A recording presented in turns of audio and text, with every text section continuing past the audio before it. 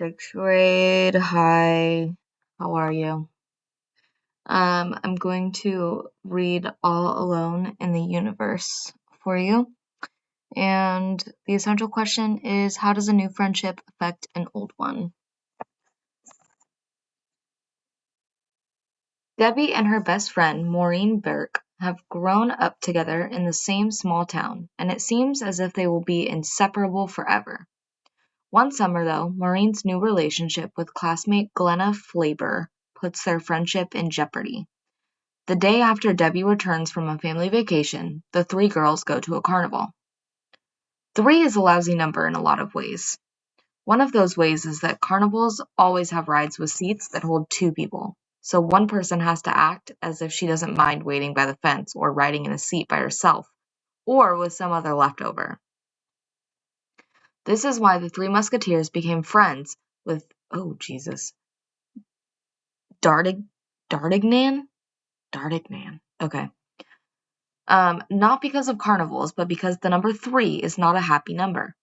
I know that in geometry the triangle is supposed to be an extremely stable shape, as in the pyramids, but in real life, triangles are almost never equilateral.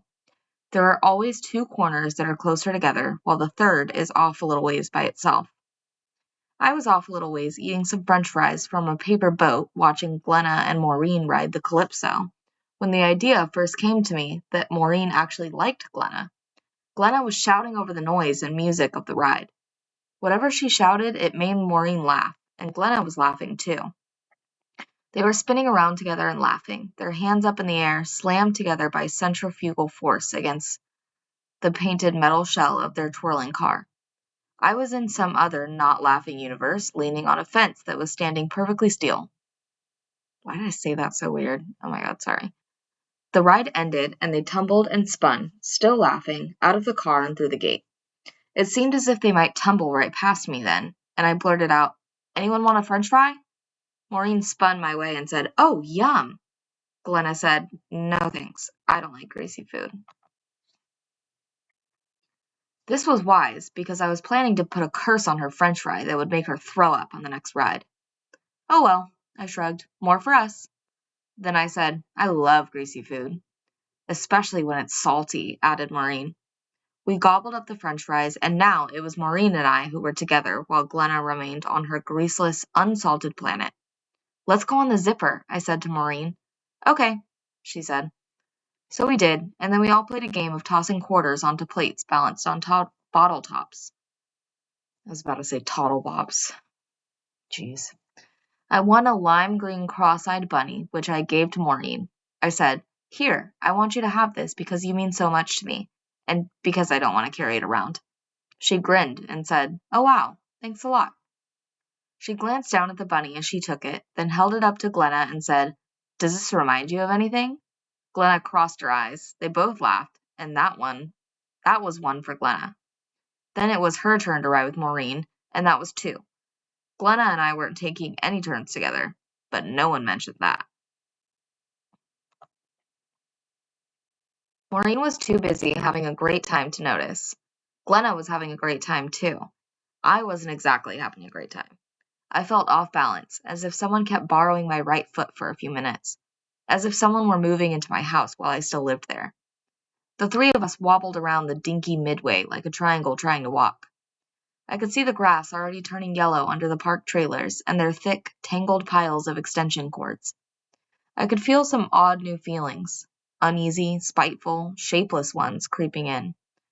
I hate this stupid carnival, I thought, sitting on a bench across from the Ferris wheel as the other 2 points of the triangle rose up into the blue sky. When we had spent all the money Mrs. Burke was willing to give... Whoa! Rewind. When we had spent all the money Mrs. Burke was willing to throw down the drain, we walked back to the car, where she was waiting, reading a book. It made sense geographically for me to be dropped off first. I got out and watched the car pull away. It was no different from a million times before.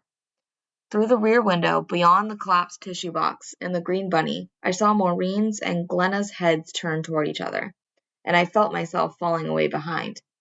But what could I do? I lived here. It was where I had to get out.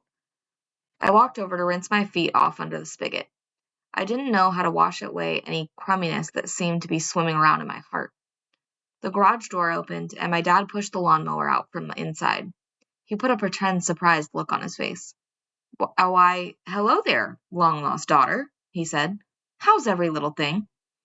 Okay, I said. I mustered up a smile from somewhere, mostly from his words and the sound of his voice. His words and his voice and my scrounged-up smile pushed the crummy feeling a little way off to the side, and I thought, probably it was all in my mind. It's because I was on vacation, I thought. I'm back now. Don't be a dope, I thought. Maureen is your best friend. But something is happening. Something I couldn't see was shifting. When Maureen and I were together without Glenna, everything seemed fine. Almost. We had fun. We still laughed a lot. But before, when we laughed, we were just laughing. We couldn't help it, it just happened. Laughing and other kinds of thoughts or feelings traveled between us like breathing. Now I found myself holding on to good moments as I could save them up and prove something to somebody. It was getting hard even to be with Maureen without Glenna because Glenna was there so much. When I called Maureen on the phone, Glenna had already called. Or Maureen wasn't at home because she was sleeping over at Glenna's. Or I could hear Glenna's dippy voice in the background. Maureen always invited me to come along, and I would go, even though being together with Maureen and Glenna was not that much fun. I couldn't figure out how Glenna managed to make so many plans so far ahead of I couldn't figure out how Glenna managed to make so many plans so far ahead all the time. On summer mornings, when you first wake up, you hear the birds chirping and a shady green light filters through the leaves. And a coolness in the air means it why did I say that again? It still feels good to have at least a sheet pulled up over your shoulders. Maybe there is the faint whining and clinking of a garage truck on a nearby street. For a minute or two, you don't even think of any personal facts, like what your name is, or what town you live in, or what kind of life you might be having. Then you hear your mother outside talking to a neighbor or banging around in the kitchen, or you roll over and see your sister, still asleep in the other bed. You know who you are now, and your mind eventually gets around to what you might be doing that day, which is when your heart feels light or sinks a little bit, depending.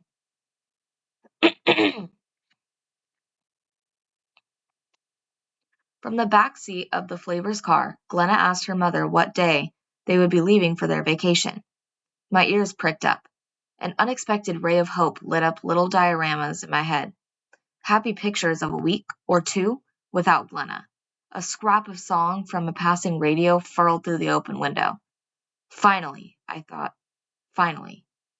Trying to keep my face calm, I waited for Mrs. Flavor's answer. Saturday, she said, but early, so probably Maureen should stay over Friday night. What for? I thought giddily. So she can wave goodbye. That way she'll be sure to get up in time, Mrs. Flavor went on. She threw a quick grin over her shoulder at Maureen. Maureen and Glenna grinned at each other. We'll just roll you out of bed and into the car, Maureen, said Mrs. Flavor in a jolly way. A tide of comprehension rushed in all around me, separating my little island from the shore where the three of them stood, getting into the car to drive away. Where are you going? I couldn't help asking. Apparently they could still hear my voice, although it sounded far away, even to me. At least Mrs. Flavor could. Fourth Lake, she answered. We have a camp up there. We decided to let Glenna take along a friend this year. We'll be sitting on each other's laps, but we figure the more the merrier. I don't know what else she said, but all the sentences had exclamation points at the end. The water rose over my island and lapped around my ankles. I pressed my fingers into my knees, then lifted them and watched the yellow-white spots disappear. Maureen's knees were right next to mine. There was her hand on the car seat with the fingernails bitten down below the nubs, as familiar to me as my own. I looked out the window at whatever was passing by. I felt mean and small, like something wadded up. Weightless, like something that doesn't even matter. Mrs. Flavor's voice chorbled merrily away, cramming the air with colorful pictures of capsizing rowboats and dinners of fish fried with their heads still on and the eyeballs looking right at you.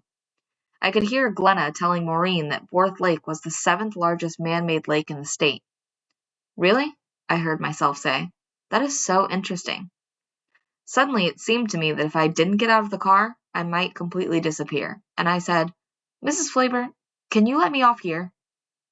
All three heads turned my way, and the abrupt quiet told me that I had probably interrupted someone.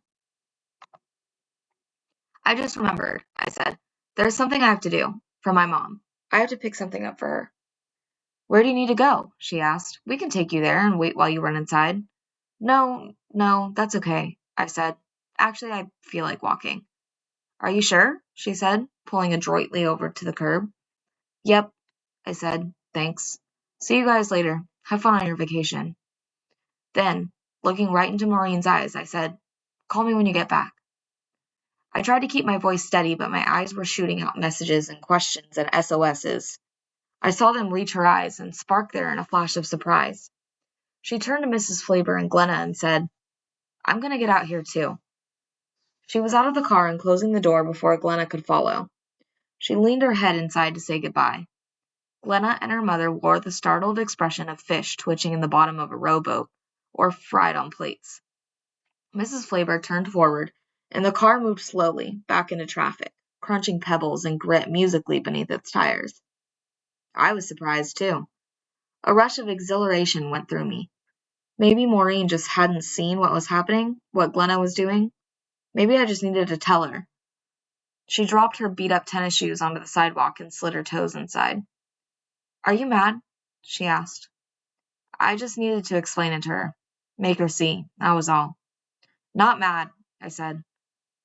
Then I said it, what was in my heart. "I just miss when we were friends." I waited for her to get it. "We're still friends," she said, standing on one foot to pull the back of her shoe up over her heel. She looked at me as if I had said something really humorous. "You goof," she said. "Hey, let's go down by the river." She started off across the spongy, shimmering parking lot of the Selden Plaza, leading the way through the canyons of wavy heat made by the parked cars. I followed her, like maybe I had my whole life, but wanting only to keep on doing that. "You know what I mean," I said, a few shades less certain, though, that she would. "I miss the way we used to be friends. Before Glenna." It crossed my mind that to anyone who happened to see us there, we would look the same as we always had. Debbie and Maureen, there they are, frick and frack, my dad said. We would look the same. Did that mean something? "You should give Glenna a chance," said Maureen. "She tries to be nice to you." We moved through a short tent of shade next to the supermarket, and then the scrubby weeds that are the native flora of Seldom, the kind that grow up through concrete as long as it's not the middle part that cars drive over all the time, the kinds of scratchy weeds that grow about 10 inches high, then branch out and blossom forth in stiff, itchy, exploded seed pods. "Glenna doesn't want to be my friend," I said. "Glenna wants to be your friend. Glenna would be happy if I disappeared from the face of the earth in a puff of smoke." We looked at each other. We both knew it was sort of true, and we smiled a little bit the way you can smile at something that is true when it is said out loud for the first time. It was a relief, in a way, to know that Maureen saw that part of it. For the moment, that seemed enough. Going further seemed dangerous, like stepping off a cliff, because I could also tell that Maureen wasn't going to be deciding right then and there to dump Glenna. She didn't see why she should. I realize now that Maureen saw something in Glenna that I could not see. I leave it to her biographers, or maybe microbiologists, to discover what that is. Not that I was trying too hard. Anyhow, it felt safer then to leave that topic behind and take this bit of time with Maureen any way I could get it. To add it to the little pile of proofs that I hoped would add up to some charm that could eventually ward off Glenna. So we squeezed between the dusty bushes to get to the riverbank, where we sunk our feet into the silty mud and sat on the low, bouncing branch of a big old tree that leaned out over the water. We crossed our legs like yogis and tried to balance there with our eyes closed. The shallow part of the river flowed along steadily, but in no hurry, about a foot below our branch, greenish-brown, the color of a dollar bill. We opened our eyes and dangled our feet, making whirls and eddies form around them, talking about whatever, one thing or another. The sun must have been moving along up above the trees because the patches of sunlight shifted bit by bit over the moving surface of the water, lighting up patches of our shoulders and legs and the top of our heads. In a way, it was the best afternoon of the summer, but it was also like a prediction from the Oracle of Delphi. It could mean practically anything. Oh, okay, cool. That's the end. Yeah. Okay. OMG, I hope it works out for them. That kind of sucks. Are you Team Glenna or Team... I forgot that girl's name. I just read it. Awkward. Going to find it now. Debbie. Are you Team Debbie or Team Glenna?